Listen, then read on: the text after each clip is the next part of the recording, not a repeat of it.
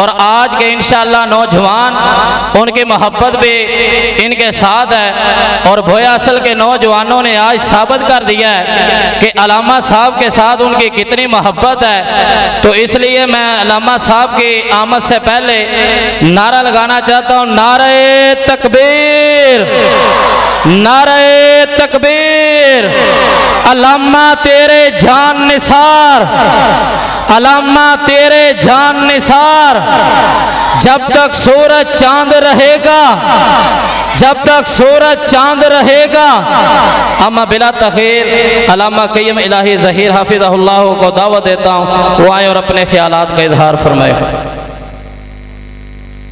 نحمده ونصلي على رسوله الكريم بسم الله الرحمن الرحيم هو الذي أرسل رسوله بالهدى ودين الحق ليظهره على الدين كله۔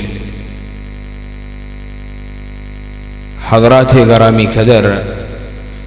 قبل اس کے کہ اپنی گفتگو کا آغاز کروں، عادت سے مجبور اور اللہ رب العزت کے خوف کی وجہ سے یہ بات کہنا انتہائی ضروری سمجھتا ہوں کہ نہ علامہ ہوں نہ قائد۔ میری پہچان حضرت شہید رحمت اللہ علیہ، میرے دادا جان اور میرے والد محترم، ان کے نظریات کے ساتھ جڑی ہوئی ہے۔ میں اللہ رب العزت کے فضل و کرم سے نظام مصطفیٰ کا ادنیٰ سا نقیب اور دفاع صحابہ، دفاع حرمت رسول اللہ صلی اللہ علیہ وسلم اور شعائر اسلام کے دفاع، اس کے اندر کوشش کرنے والا، خدمت پیش کرنے والا، دین کا ادنیٰ سا خادم اور نوکر۔ جو آیت مبارکہ مطہرہ میں نے آپ کے سامنے تلاوت کی ہے، هو الذی ارسل رسولہ بالہدی ودین الحق لیظہرہ علی الدین کلہ، اس آیت مبارکہ مطہرہ کے اندر اللہ رب العزت رسول اللہ صلی اللہ علیہ وسلم ان کی آمد کے عظیم مقصد اس کا تذکرہ کر رہے ہیں۔ نبی کریم جناب محمد الرسول اللہ صلی اللہ علیہ وسلم کی دنیا میں آمد کا مقصد کیا تھا؟ وہ آمد کے مقاصد جہاں پہ بہت سارے تھے، لوگوں کی اصلاح، عقیدہ توحید کی طرف لوگوں کو لے کے آنا، تمام بتوں کی عبادت پرستش کو چھوڑ کر اکیلے اللہ واحد و قہار، اس کی بادشاہت کو ماننا، اس کے سامنے سر کو جھکانا، اس سے لے کر عبادات، اس کی جزیات تک امت کی رہنمائی کرنا، بچوں شور نہیں کرنا، امت کی رہنمائی کرنا، یہ نبی کریم جناب محمد الرسول اللہ صلی اللہ علیہ وسلم کی آمد کے مقاصد ہیں۔ لیکن ایک بڑا مقصد اللہ رب العزت نے نبی کریم صلی اللہ علیہ وسلم کو دنیا میں بھیجا تو آپ اظہار دین، غلبہ دین کے لیے دنیا میں تشریف لائے۔ یعنی ایک تو اظہار دین سے مراد دلائل کے میدان کے اندر دین، چونکہ اللہ رب العزت کے نزدیک ان الدین عند اللہ الاسلام کے تحت اب اللہ رب العزت کو اسلام کے علاوہ دین کوئی قبول نہیں ہے، اس لیے اللہ رب العزت نے ایک ایسے دین کے ساتھ، ایک ایسی شریعت اللہ الخالدہ کے ساتھ اللہ رب العزت نے نبی کریم صلی اللہ علیہ وسلم کو بھیجا کہ دنیا کا کوئی باطل فلسفہ، کوئی باطل مذہب، کوئی دوسرا دین وہ دلائل کے میدان کے اندر نبی کریم صلی اللہ علیہ وسلم کے اس عظیم دین اسلام اس کا مقابلہ نہیں کر سکتا دلائل کے میدان کے اندر۔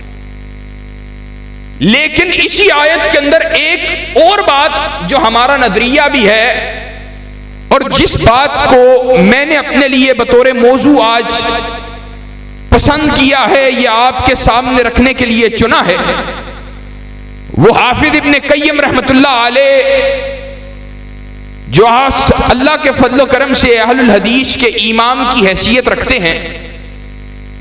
ابن تیمیہ شیخ الاسلام ان کے جلیل القدر فرزند، ان کے جلیل القدر شاگرد کی حیثیت رکھتے ہیں،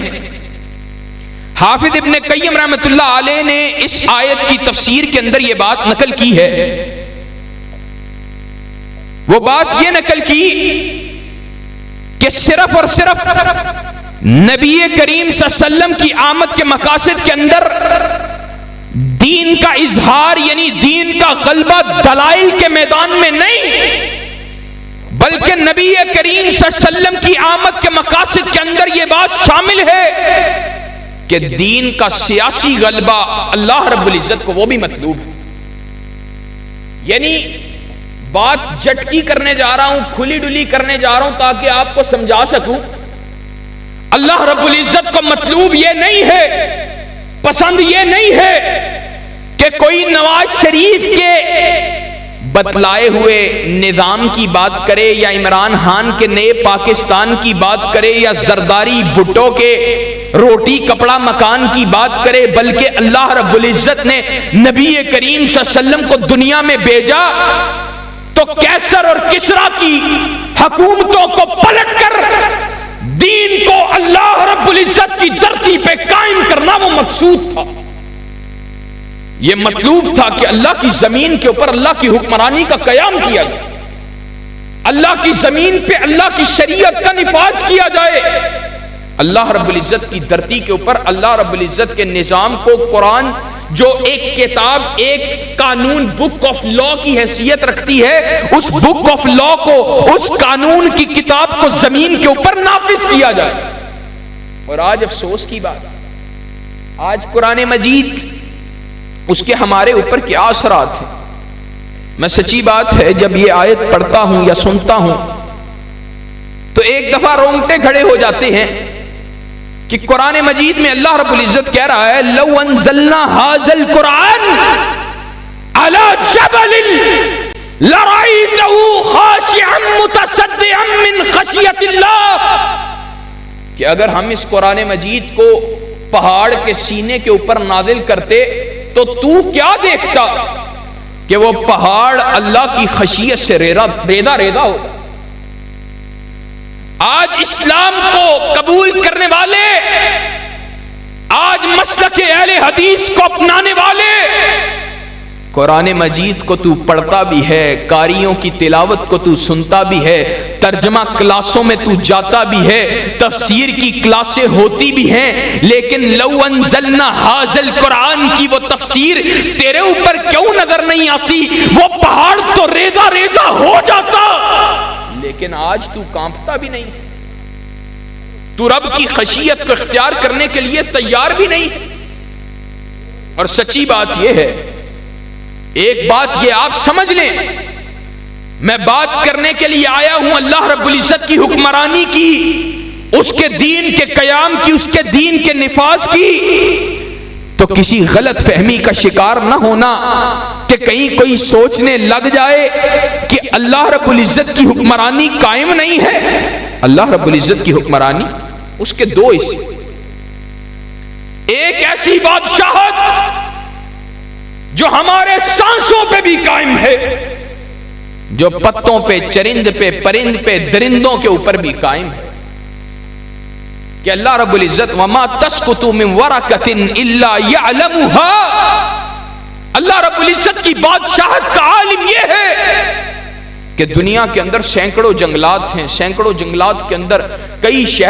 شہروں کے اندر جنگلات کے اندر ہزاروں کروڑوں لاکھوں درخت، ان کے اوپر ان گنت لاتعداد پتے، لیکن اللہ تبارک و تعالی کی بادشاہت، اس کے علم کا عالم یہ ہے، اللہ خود کہتا ہے وما تسقط من ورقۃ الا يعلمها، کہ زمین کے اوپر ان پتوں میں سے کوئی ایک پتا بھی ایسا نہیں گرتا جس کا اللہ رب العزت کو علم نہیں ہوتا. اللہ رب العزت کی بادشاہت کا عالم تو یہ ہے. اور اس سے بھی آگے، آج پتھروں سے زیادہ سنگ دل انسان، وَإِنَّ مِنْهَا لَمَا يَهْبِطُ مِنْ خَشِيَّةِ اللَّهِ، اللہ رب العزت کی حکمرانی کا عالم یہ ہے کہ اللہ کہتا ہے اور بعض پتھر جب پہاڑوں کے اوپر یا کسی اونچے مقام کے اوپر ایک جگہ پر پڑے ہوتے ہیں وہ کیوں سرکتے ہیں؟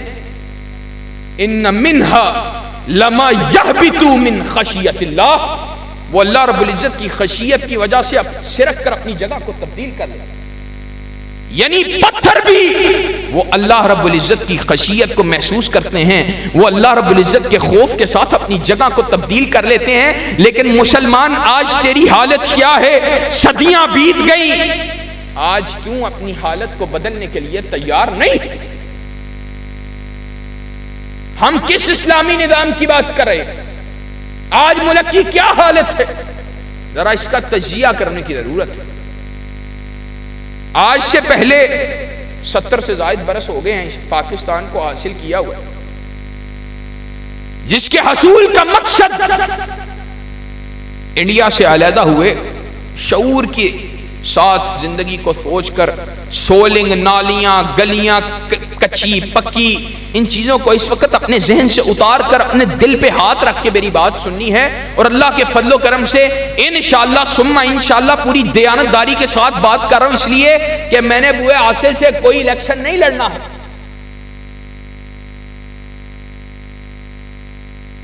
بات سنیے، آج انڈیا سے علیحدہ ہونے کی ضرورت کیوں پیش آئی تھی؟ کیوں علیحدہ ہو؟ اچھے سکول، اچھی یونیورسٹیاں چاہیے تھی، یا پکی کچی نالیاں چاہیے تھی، یا پل چاہیے تھے؟ ماؤں نے، بیٹیوں نے، بہنوں نے اپنی آبرو ریزی کروائی، ہماری ماؤں، بیٹیوں، ان کی عصمتوں کو لوٹا گیا، بڑھوں کی داڑیوں کو نوچا گیا، بچوں کو شہید کیا گیا، اور وہ سب نے قربانیاں اگر پیش کی تھی تو صرف ایک ہی مقصد تھا کہ وہ چاہتے تھے کہ اللہ رب العزت کی ایسی دھرتی، ایک زمین کا ایسا ٹکڑا حاصل کر لیا جائے جس دھرتی کے اوپر اللہ رب العزت کا عطا کردہ قانون، اس کی عطا کردہ شریعت کو نافذ کر دیا جائے گا، اور اللہ رب العزت کے حکموں کے مطابق فیصلوں کو کیا جائے گا، اس کے مطابق اپنی زندگی کو گزارا جائے گا۔ لیکن آج ہماری توجہات کا مرکز صرف تعلیمی ادارے ہونے چاہیے، ایجوکیشن ہونی چاہیے، یونیورسٹیاں ہونی چاہیے، معیشت کی ترقی ہونی چاہیے، یہ سب کچھ بھی مطلوب ہے، اور شریعت اسلامیہ کا نفاذ وہ کسی بھی اس طرح کی چیز کے راستے میں رکاوٹ نہیں ہے، یہ بات سمجھنے کی ضرورت ہے۔ یہ ساری چیزیں بھی ہونی چاہیے، لیکن شرح صدر کے ساتھ کہہ رہا ہوں، پورے اطمینان کے ساتھ کہہ رہا ہوں، اللہ کے فضل و کرم سے پوری ذمہ داری سے کہہ رہا ہوں، اگر یہ ساری چیزیں چھن جائیں اور نظام مصطفیٰ مل جائے، یہ ساری چیزوں کا چھننا چھوٹی بات ہے، اور نظام مصطفیٰ کا مل جانا یہ ہمارے لیے ایک بہترین سودا ہے۔ لیکن حالت تو یہ ہے، جو آج مدارس کے در پہ ہیں،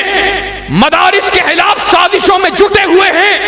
جو مدارس کی کمر کے اندر اینٹ ٹھوکنا چاہتے ہیں، جو ان کو کمزور کرنا چاہتے ہیں، جو ان کو گرانا چاہتے ہیں، جو ان کی بنیادوں کو ہلانا چاہتے ہیں، نہ آج ان سے یونیورسٹیاں چل رہی ہیں، نہ ملک کی معیشت ترقی کر رہی ہے، ہم ان کو بتلانا چاہتے ہیں جب تک اللہ کے فضل و کرم سے مدارس سے تعلق رکھنے والے علماء موجود ہیں، اہل دین کا کوئی بھی فرزند موجود ہے، مدارس کا دفاع بھی کرتا رہے گا اور نظام مصطفیٰ کی بات بھی کرتا رہے گا۔ ہم اللہ کے فضل و کرم سے یہ بات سمجھتے ہیں، آج انڈیا کے اندر کئی زیادہ بہتر ادارے موجود ہیں، ان کی معیشت ہم سے بہتر ہے۔ علیحدگی کے مقصد کو پہچانیے اور اس بات کے شعور کو حاصل کیجئے کہ کیا اسلامی نظام کی بات جو میں کر رہا ہوں یہ کیا صرف اور صرف ہوائی نعرے ہیں، یا کوئی جذباتی باتیں ہیں، یا کوئی ایسی چیزوں میں سے اس کا تعلق ہے جن کا تعلق مباحات میں سے ہو یا مستحبات میں سے ہو۔ ابن تیمیہ رحمۃ اللہ علیہ نے دو باتیں ابن تیمیہ رحمۃ اللہ علیہ سے ایک بات ابن تیمیہ رحمت اللہ علیہ نے یہ بات نقل کی ہے، انہوں نے کہا کہ اللہ رب العزت کے تقرب کے حصول کے جتنے بھی ذرائع ہیں ان میں سے سب سے زیادہ بہترین ترین ذریعہ اللہ رب العزت کے تقرب کو حاصل کرنے کا اور نبی کریم صلی اللہ علیہ وسلم کی شریعت پہ چلنے کا وہ یہ ہے کہ اللہ رب العزت کی زمین پہ اللہ رب العزت کے نظام کے قیام کی کوشش کی جائے۔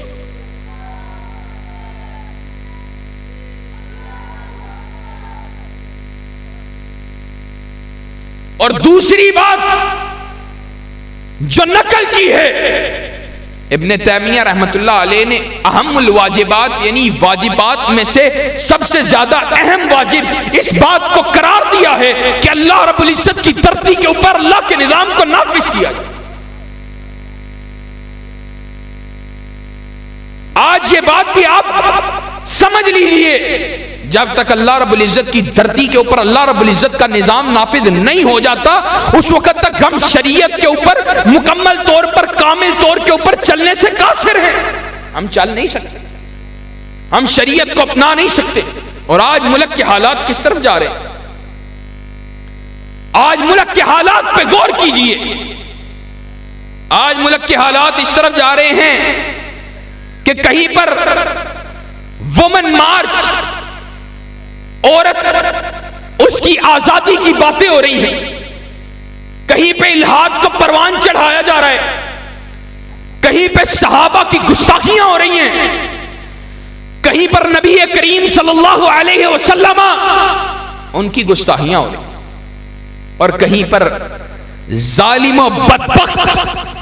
ذلیل اور رسوائے زمانہ امر جلیل نامی بدبخت اللہ رب العزت کی توہین کر رہا ہے۔ وہ حقوق نسواں کی آڑ کے اندر، اور لوگ ظالم بدبخت ایسے ملک کے اندر موجود ہیں جو کہتے ہیں اس نے ادب کی بڑی زبردست خدمت کی ہے، اور پھر یورپ سارا تو چاہتا یہ ہے کہ آزادی اظہار کے نام پہ مسلمانوں کی جو ایک سینسٹیو پورشن ہے اللہ کے نبی صلی اللہ علیہ وسلم سے وابستگی کا، اس کے اوپر کلہاڑے کو چلایا جائے۔ ان سب چیزوں کا علاج کس چیز کے اندر موجود؟ ایک تو ضرورت اس امر کی ہے اولاً ابتدائی طور پر کہ ہم یکجا ہو کر اپنی صفوں کے اندر اتحاد کو قائم کر کر اپنے آپ کو منظم کریں، اپنی قوت کو بڑھائیں تاکہ باطل فلسفوں کو لے کر میدان کے اندر آنے والے لوگ وہ اس بات کو اچھے طریقے سے سمجھ لیں کہ جس قدر بھی باطل فلسفہ جات وہ دنیا کے اندر آئیں گے، ان کا مقابلہ کرنے کے لیے ایک حق والی جماعت اللہ کے فضل و کرم سے قوت کے ساتھ موجود ہو۔ اور ایک اور بات وہ یہ ہے کہ ان سب چیزوں کا اصلی حل یہ ہے کہ اللہ کی دھرتی کے اوپر اللہ کا نظام نافذ ہو، شریعت کے مطابق ان لوگوں کو جو اللہ رب العزت کی گستاخیاں کرتے ہیں، رسول اللہ صلی اللہ علیہ وسلم کی گستاخیاں کرتے ہیں، صحابہ کرام رضوان اللہ علیہم اجمعین ان کے خلاف بھونکتے ہیں، ان کے اوپر اللہ رب العزت کے بتائے گئے قوانین کے مطابق حد کو قائم کیا۔ جب ان کے ناطقے کو بند کیا جائے گا، ان پہ حد کو قائم کیا جائے گا، ان کے راستوں کو روکا جائے گا، تو کسی کو جرأت نہیں ہوگی کہ وہ اسلام کے خلاف کوئی بات کر سکے، دین کے خلاف کوئی بات کر سکے، صحابہ کے اوپر کوئی بھونک سکے، یا نبی کریم صلی اللہ علیہ وسلم کی کوئی گستاخی کر سکے۔ اور ایک اور بات بھی سن لو، آج اللہ کے فضل و کرم سے پوری ذمہ داری سے کہتا ہوں، اور اللہ رب العزت کی بشارت بھی اللہ کے فضل و کرم سے اہل حق کے ساتھ، یہ بات سمجھ لیجئے، باطل فلسفے جتنی بھی قوت کے ساتھ آئیں، جتنی بھی طاقت کے ساتھ آئیں، باطل جتنے بھی نظام اور فلسفے ہیں، جتنے بھی نظریات ہیں، ان کا اختتام یہ ہے کہ وہ زمین سے مٹ جانے والے ہیں، قصہ پارینہ بن جانے والے ہیں۔ معتزلہ کا فتنہ، جہمیہ کا فتنہ، وہ اس قدر عظیم اور زبردست فتن تھے، اگر اس وقت لوگوں کا خیال یہ تھا کہ اگر لوگ چاہتے ہیں کہ اس وقت کے اندر اپنے آپ کو حالات کے مطابق ان کو بنانا پڑے گا، ان کو لوگوں کے ان اثرات کو قبول کرنا پڑے گا۔ اگر وہ اپنی بقا چاہتے ہیں تو ان کو ان اثرات کو لے کے چلنا پڑے گا۔ احمد ابن حنبل وہ اکیلا میدان میں کھڑا تھا، امام بخاری وہ اکیلا میدان میں کھڑا تھا، وہ بڑے بڑے ائمہ انہوں نے جب میدان کو سنبھالا تو اللہ کے فضل و کرم سے پھر نتیجہ کیا نکلا؟ احمد ابن حنبل 17 کوڑے کھائے،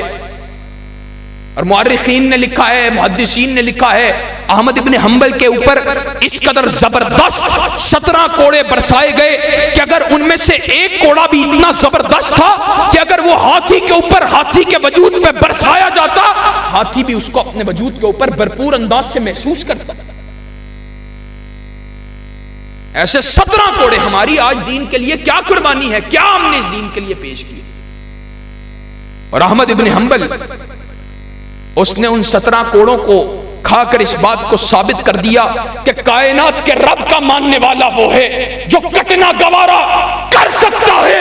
جیلوں میں جانا گوارا کر سکتا ہے، لیکن حق بات سے پیچھے ہٹنا گوارا نہیں کر سکتا۔ ہم بھی آج اللہ کے فضل و کرم سے احمد ابن حنبل کے بیٹے، ہم میدانوں کے اندر موجود رہیں گے، باطل فلسفوں کا مقابلہ کرتے رہیں گے،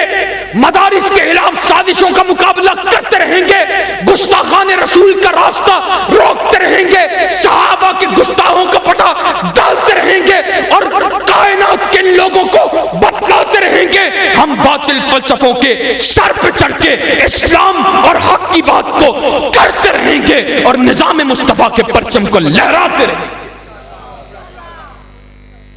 اور نتیجہ کیا نکلا؟ نتیجہ یہ نکلا آج احمد ابن حنبل سے محبت کرنے والے گھر گھر کے اندر موجود ہیں، اور بتلاؤ کوئی جہمیہ کا نام لینے والا، معتزلہ کا نام لینے والا بھی باقی ہے؟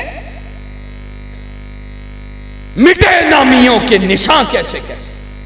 اور حقیقت بات یہ ہے، بات کو سمیٹنے کی طرف جا رہا ہوں، علماء موجود ہیں اور ہماری جماعت کے اکابر موجود ہیں، میں بات کو سمیٹنے جا رہا ہوں۔ یہ تو بڑی دور کی بات کی، آج بھی جو اپنے آپ کو انا ربکم الاعلی کی مسند پہ فائز سمجھنے والے اور دین سے غداریاں کرنے والے چہرے بدلتے رہتے ہیں۔ ہم نے احسان الہی ظہیر نے کہا تھا، کہا میں نے اپنے ہوش کے اندر 3 سے 4 اقتداروں کے سورج جن کا توتی بولتا تھا ان کو ڈوبتے ہوئے دیکھا۔ جنرل مشرف وہ کیا کہتا تھا؟ وہ کہتا تھا ہمارے مکے میں بڑی قوت ہے، اور نتیجہ وہ جو اپنے آپ کو معاذ اللہ انا ربکم الاعلی کی مسلط پہ فائز سمجھنے والا آج دبئی کے اندر پڑا ہوا ہے، وہ بھی مدارس کے خلاف سازشیں کرنے والا، اور کہتا ہے مجھے بیماری ہے 1 in a million ہے، 10 لاکھ لوگوں میں سے کسی ایک کو وہ بیماری ہوتی ہے، ایسی بیماری ہے۔ ہنسنے کی بات نہیں، ہمارے لیے لمحہ فکریہ ہے کہ ہم ان حکمرانوں کی، اور سچی بات یہ افسوس کے ساتھ دکھ کے ساتھ یہ بات اس کا اظہار کر رہا ہوں، ہم ان کی ٹانگوں کو مضبوط کرنے والے، ہم ان کی لڑکھڑاتی ہوئی ٹانگوں کو سہارا دینے والے، وگرنہ اہل دین اور دین کے ادلہ کی روشنی کے اندر دین کے واضح بین دلائل اور اس کے رود روشن کی طرح بالکل نمایاں اور عیاں ہونے کی صورت میں یہ لوگ اس کے سامنے کھڑا ہونے کی جرت نہیں رکھتے، لیکن ہماری دین سے غداریاں ہیں کہ یہ لوگ ہم پہ مسلط ہیں۔ اور احسان الہی ظہیر شہید رحمت اللہ علیہ نے کہا آج پوری دنیا کے اندر عالم اسلام، اہل اسلام کا جو حال ہے، مسلمان حکمرانوں کا جو حال ہے، حضرت شہید نے آج سے بہت سال پہلے کہا تھا، کہا پوری دنیا کے مسلمان حکمران آج انہوں نے امت مسلمہ کے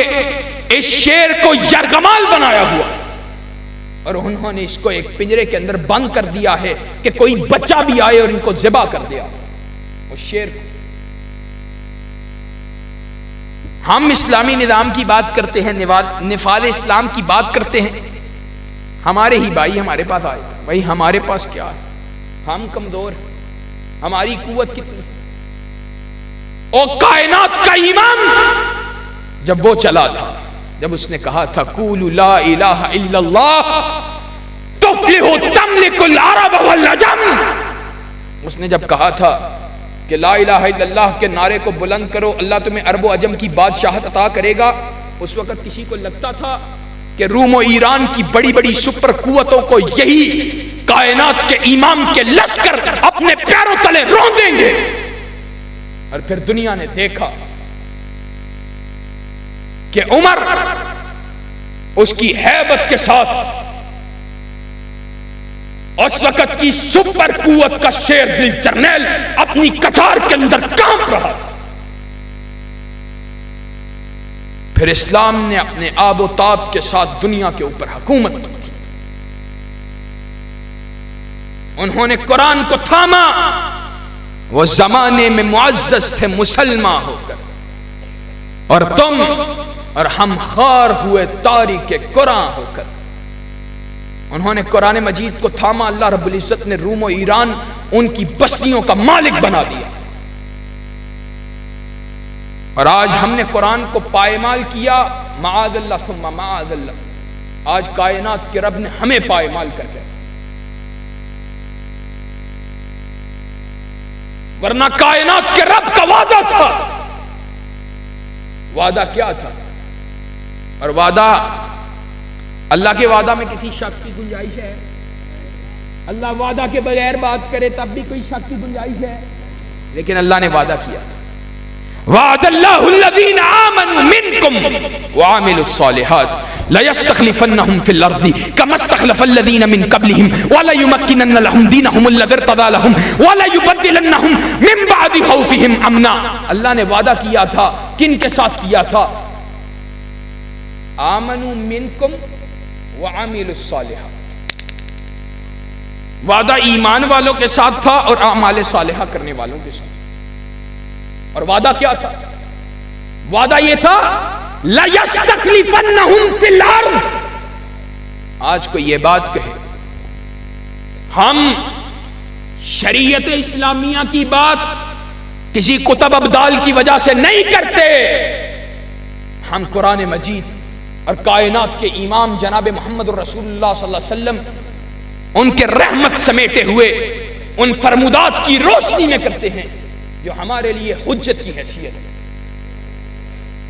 آج کائنات کے رب نے کہا تھا ہم تمہیں تمکن عطا کریں گے، وعدہ کیا۔ آج ہمارے پاس زمین کا تمکن نہیں ہے، خلافت نہیں ہے، تو ذرا پیچھے مڑ کے دیکھو، اللہ نے تو فاروق کو بھی خلافت عطا کی، ابو بکر کو بھی عطا کی، عثمان کو بھی عطا کی، حیدر کو بھی عطا کی، اور معاویہ بن ابی سفیان کو بھی عطا کی رضوان اللہ علیہم اجمعین۔ ان کو عطا اس لیے کی، اور خلافت وہ حج کولے کھاتی پیچھے ہمارے سے کچھ زیادہ دور کی بات بھی نہیں، تب تک بھی خلافت قائم تھی۔ اور خلافت کی برکات کیا تھی؟ جب خلافت ابھی خلافت عثمانیہ کمزور پڑ چکی تھی، اس وقت بھی عالم یہ تھا کہ نبی کریم صلی اللہ علیہ وسلم کے جب ان کے اوپر ڈرامہ بننے کی بات ہوئی تھی تو اس نے خلیفہ وقت نے پیغام لکھ کے بھیجا تھا کہ اگر آج خلافت کمزور ضرور ہو چکی ہے، لیکن اگر تم نے یہ ناپاک جسارت کی تو ہم پوری امت مسلمہ سمیت تمہارے سینے پہ چڑھ کے اللہ کے فضل و کرم سے تم سے نبی کریم صلی اللہ علیہ وسلم کی حرمت کا بدلہ لیں گے۔ تو نتیجتاً ان کو جرت نہیں ہوئی تھی کائنات کے امام جناب محمد رسول اللہ صلی اللہ علیہ وسلم کی گستاخی کی، لیکن آج فرانس نبی کریم صلی اللہ علیہ وسلم کی گستاخی کر کر اگر قرائے عرف پہ موجود ہے تو امت مسلمہ تمہاری غفلت کی وجہ سے۔ اور میں فرانس کی کیا بات کروں، اگر پاکستان ہی کے اندر وہ فاحشہ بدتماش اور بد کردار عورتیں نبی کریم صلی اللہ علیہ وسلم اور اما عائشہ صدیقہ طاہرہ رضی اللہ تعالی عنہ ان کی اس عقد نکاح کے اس رشتے کو متنازع بنا کر، یا کائنات کے امام جناب محمد رسول اللہ صلی اللہ علیہ وسلم کے اس نکاح کے رشتے کے اوپر تان کر کر آج وہ نکل جاتی ہیں تو ہمیں غور کرنے کی ضرورت ہے کہ ہم آج کہاں پر کھڑے. اور آج خان صاحب نے ایک بات کہی, ہم خان صاحب کے مخالف ہیں, اور میں کوئی صرف خان صاحب کا مخالف نہیں, ہم تو ہر اسلامی نظام کے راستے میں رکاوٹ بدبخت حکمران کے مخالف ہیں. ہماری محبت اس کا مرکز کائنات کے رب کی ذات ہے. ہم اللہ اور اس کے رسول سے محبت کرنے والے اور اللہ اور اس کے رسول کی بنیاد پر محبت اور نفرت کرنے والے. جو اللہ اور اس کے رسول سے وفادار ہے وہ ہمارے سر کا تاج ہے. عمران خان چھوڑ کر ذوالفقار علی بھٹو اس کا یہ نواسا ہی کیوں نہ ہو, میں پوری ذمہ داری سے کہتا ہوں اگر نظام مصطفیٰ کے علم کو اٹھائے میدان کے اندر وہ نکل آئے, میں احسان علی ظہیر کا پوتا اس کی جوتیاں اٹھانے کے لیے تیار. لیکن نظام مصطفیٰ کے راستے کے اندر رکاوٹ کوئی ملا مولوی بھی ہو, ہم اس کے راستوں کے اندر بند باندھنے کے لیے موجود ہیں. اور ایک بات آج خان صاحب نے بیان دیا, ہم اس کا خیر مقدم کرتے ہیں, ہم اللہ کے فضل و کرم سے اس کو سراہتے ہیں, ہم اس کو پسند کرتے ہیں. انہوں نے بڑی حق بات کہی ہے کہ آج زناکاری کے بڑے اسباب, اس کی وجہ ایک تو یہ ہے, اور دوسری بات ہم بیان کرنے والے. انہوں نے بیان کیا ہے یہ جو ریپ کے واقعات ہوتے ہیں, زنا بالجبر کی وارداتیں ہوتی ہیں, یہ بچیوں کے ساتھ جو معاملات ملک کے اندر بڑھ رہے ہیں, اس کی وجہ فحاشی ہے, عریانی ہے. جب فحاشی عریانی بڑھے گی تو ٹیمپٹیشن بڑھے گی. یہ ایک قدرتی نظام ہے. اور جو میڈیا سارا بدبخت انگریز کے ٹکڑوں پہ پلنے والا وہ خان صاحب کو تان کر رہا ہے, اور یہ دم کٹی پر کٹی فحشہ بد کردار عورتیں خان صاحب پہ تبرہ کر رہی ہیں. ہم یہ بات کہنا چاہتے ہیں, تم تو آج صرف اس بیان سے خائف ہو, ہم صرف پردے داری کے نظام کو بھی ہم چاہتے ہیں, اور انشاءاللہ اس ملک کے اندر پردے داری کے نظام کے نفاذ اور پردے داری کے کلچر کو عام کرنے کے لیے کوشش کرتے رہیں گے. ہم تو یہ بھی چاہتے ہیں اور اس سے بڑھ کر بھی چاہتے ہیں. اس سے بڑھ کر کیا چاہتے ہیں؟ ہم چاہتے یہ ہیں کہ پھر بھی اگر کوئی زنا کرے, پھر بھی اگر کوئی ریپ کرے, پھر بھی کوئی اگر گینگ ریپ کرے تو اس کی سزا شریعت اسلامیہ کے اندر بتلائی گئی سزاؤں کے مطابق ہونی چاہیے. ہم یہ بات اس کا اظہار کرتے رہیں, ہم بتلاتے رہیں گے. کائنات کے امام, ان کا وہ نظام, وہ عظیم نظام جس نے معاشروں کو ایسے پاک کیا کہ طائف اپنے گھروں کے اوپر جھنڈے لہراتی تھی کہ آؤ ہم سے بدکرداری کرو, لیکن کائنات کے امام کے عطا کردہ نظام کے بعد 10 واقعات شریعت اسلامیہ کے ایسے نہیں ملتے ہیں جس کے اندر زنا کی واردات ریکارڈ پہ آئی. اور جہاں پہ آئی معاشرے اس قدر پاک ہو چکے تھے کہ اپنے آپ کو خود آ کر پیش کیا, اللہ کے رسول غلطی ہو گئی ہے, ہمیں پاک کر دیجئے. ہم اس نظام کی بات کرنے والے ہیں. اور آج آپ کا علاقہ ہے, ارد گرد آپ ان بستیوں کے اندر جانتے ہوں گے چوری کی وارداتیں, ڈکیتی کی وارداتیں.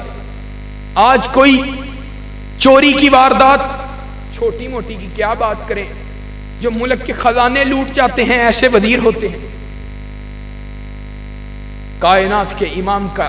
رحمت برا نظام کیسا عظیم نظام تھا. کائنات کے امام کے پاس بنو محزوم کی فاطمہ کی چوری کے بعد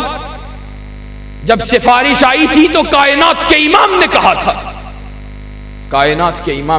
تھا, لو ان فاطمہ بنت محمد سرقت لقطعت يدها, اگر محمد کا قلب عطر,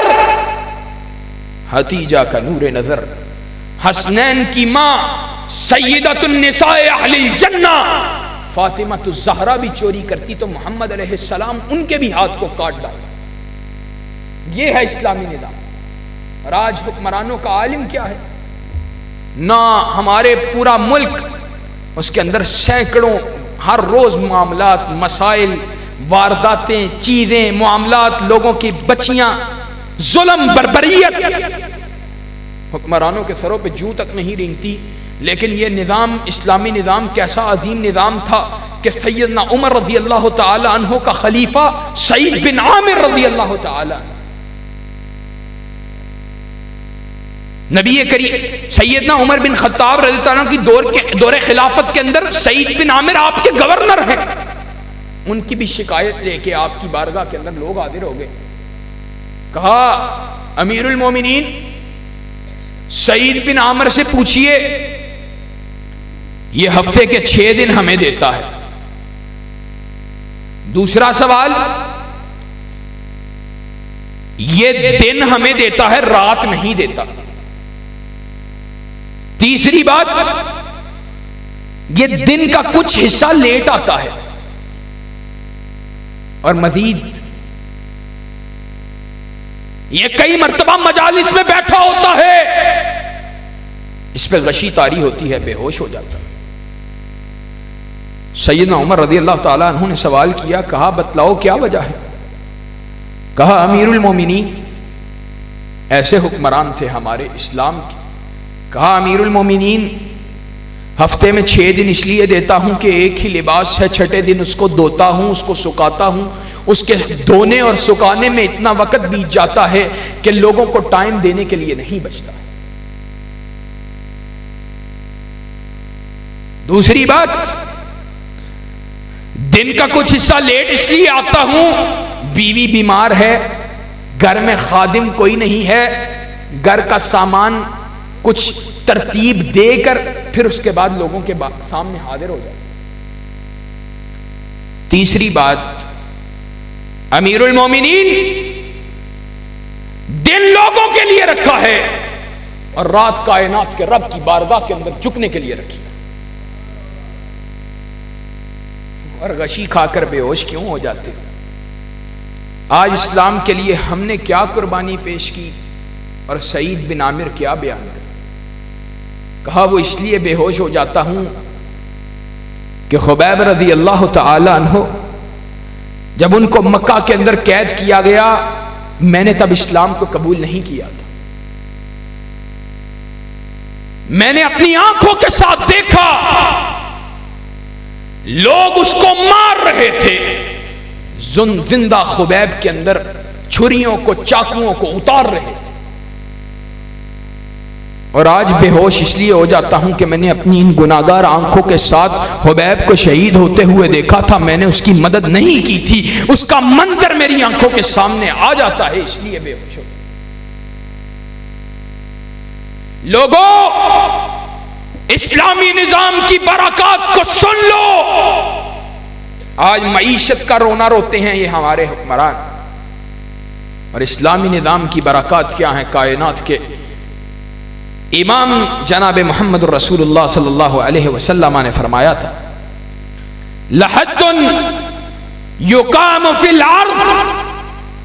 خیر لهم من ان یمطروا 40 یوما. کہا اللہ رب العزت کی زمین کے اوپر اللہ رب العزت کی عطا کردہ اس شریعت کے اندر موجود حدود میں سے کوئی ایک حد کا قیام 40 دن کی رحمت و برکات کی بارش سے زیادہ بہتر ہے. اور آیت پڑھ کر بات کو ختم کر رہا. کائنات کے رب نے کہا وَلَوْ أَنَّهُمْ أَقَامُوا التَّوْرَاةَ وَالْإِنْجِيلَ وَمَا أُنزِلَ إِلَيْهِمْ مِنْ رَبِّهِمْ لَأَكَلُوا مِنْ فَوْقِهِمْ وَمِنْ تَحْتِ أَرْجُلِهِمْ. اللہ رب العزت نے کہا اگر تورات اور انجیل کو ماننے والے اور جو کچھ آسمان سے اتارا گیا ہے اس کو ماننے والے زمین پہ اس کو نافذ کر دیتے تو نتیجہ کیا نکلتا؟ اللہ آسمان سے رزق کے دروازوں کو کھول دیتا، اللہ زمین کو بھی حکم دیتا کہ وہ خزانے رزق کے خزانوں کو نکال کر باہر کرے. آج معیشت کی ترقی بھی چاہتے ہو تو اللہ رب العزت کے عطا کردہ شریعت کے نفاذ کے اندر معیشت کی ترقی بھی موجود ہے. انشاءاللہ ثم انشاءاللہ پھر دفاع صحابہ کے لیے اور حرمت رسول اللہ صلی اللہ علیہ وسلم کے دفاع کے لیے اور ختم نبوت کے تحفظ کے لیے نظام مصطفیٰ اس کی عظیم برکات سے مستفید ہونے کے لیے میدان عمل میں آنے کے لیے تیار ہو، اقامت دین کا کام کرنے کے لیے تیار ہو، نظام مصطفیٰ کو اس ملک کا آئین، قانون، دستور اس کو بنوانے کے لیے کوششیں، محنتیں کرنے کے لیے تیار ہو۔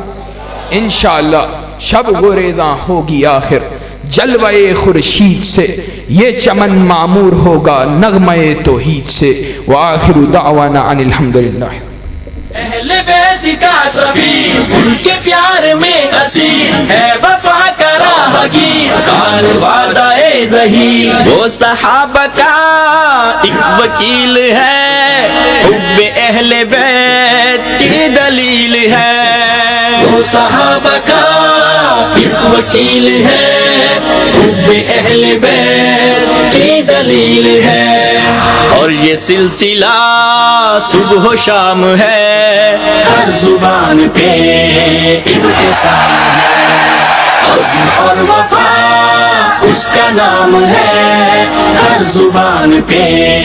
نعرہ تکبیر،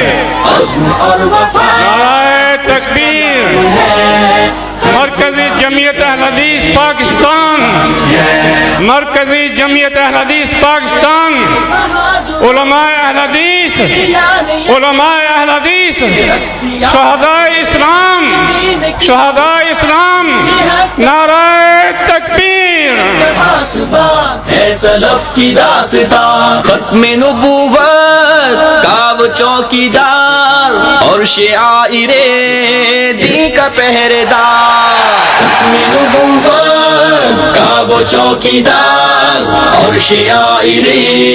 دین کا پہرے دار، اس لیے حبیب عوام ہے، ہر زبان پہ ابتسام ہے، عزم اور وفا